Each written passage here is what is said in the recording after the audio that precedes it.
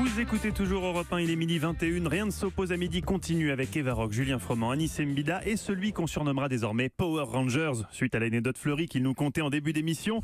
Guy Carlier, que vous aurez le plaisir de retrouver tout l'été dans Chapelle 60s, le samedi et dimanche à midi. Une émission qui, vu les répétitions, s'annonce bien. Bonjour, c'est Chapelle 60s. Et oui, même si c'est... Bonjour, c'est Chapelle 60s. Et oui, Chapelle 60s. Bonjour, c'est Chapelle 60s. Et ceux qui ont vécu cette époque... Je recommence, ça y est, je le sens. T'as coupé la fin où tu disais que tu le sentais enfin. Guy Carlier, j'ai envie de dire vivement l'été. En attendant, ce midi, c'est une chronique ambitieuse que vous nous livrez, puisqu'en lisant la presse américaine, 2 articles vous ont interpellé. Oui, je disais à la lecture d'un article passionnant dans le New York Times, ou peut-être était-ce dans le Berliner Zeitung, China Daily, je ne sais plus, enfin, ça y est, ça me revient. J'ai cherché bien loin, alors que c'est tout bêtement dans le Sydney Morning Herald News que j'ai lu cet article dont j'ai décidé de vous parler aujourd'hui. En tout cas, ça m'a donné l'occasion de vous dire que j'aime à parcourir la presse internationale lors d'un de ces trop courts moments de détente que je vole à une vie overbookée en m'installant chaque matin sur la terrasse de mon penthouse ou après un long regard circulaire sur la ville qui s'éveille à mes pieds, qui n'est pas sans rappeler celui que César portait sur Rome du haut du Capitole. On m'apporte un petit déjeuner frugal, café, jus d'orange bien beau, suédois, confiture d'orange amère. Non, Mathieu, je ne tire pas la ligne, je décris un moment de grâce. Vous avez bien fait de couper mon intro. Que je vole à la vie.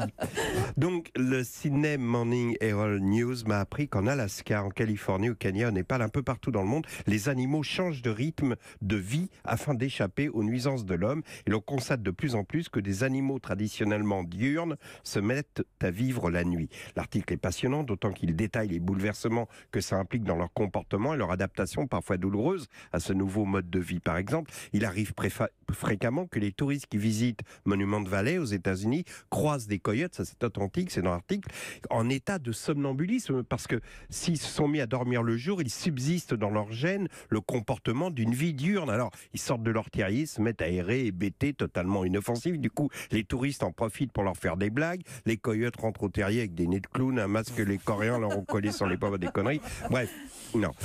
Sur un autre journal, en l'occurrence Al-Watan, vous savez, ce quotidien qatarine, j'ai lu un passionnant article qui nous apprend que de plus en plus de jeunes vivent reclus pour ne pas avoir à affronter la pression sociale. C'est un choix de vie, ils se satisfont de ce qu'ils ont, n'espèrent pas plus, se coupent du monde, n'arrivent plus à sortir de leur chambre. On parlait hier de vocabulaire japonais. Ces jeunes reclus portent un nom japonais, on les appelle les hikikomori parce que ce phénomène a débuté dans les années 90 au Japon, mais peu à peu il a gagné les États-Unis, l'Europe, le Canada, l'Amérique du Sud et même les pays du Golfe. Et ces jeunes qui refusent la vie sociale prennent les mêmes habitudes que les animaux. Ils vivent la nuit, ne sortent pas de leur chambre afin de ne pas avoir à affronter la pression des hommes.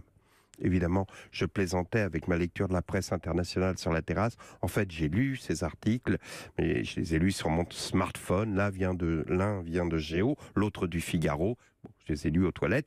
Je plaisantais, mais que ce soit sur une terrasse qui domine Paris ou dans les toilettes, lorsque tu apprends qu'une partie de l'humanité est devenue un monstre qui oblige les animaux et les plus faibles des autres humains à se terrer dans leur tanière par peur d'être dévorés par le système, tu prends conscience que le monde est devenu un jeu vidéo terrifiant dans lequel des humains auxquels le système a donné des pouvoirs sont devenus des monstres qui veulent à tout prix t'affaiblir, te prendre tes pouvoirs. Je ne peux pas faire de la métaphore facile et démagogique, mais les monstres sont partout, qui nous guettent, qui viennent nous enlever 2 barres de vie aux cheminots, aux retraités, ceux qui effacent d'un coup toutes les barres de vie un 13 novembre, ceux qui enlèvent des barres d'espoir ubérisant l'avenir des enfants, ceux qui enlèvent des barres d'espoir aux bateaux de migrants. Le monde est devenu un terrifiant jeu vidéo. Il n'est pas étonnant que les enfants préfèrent continuer à jouer dans leur chambre.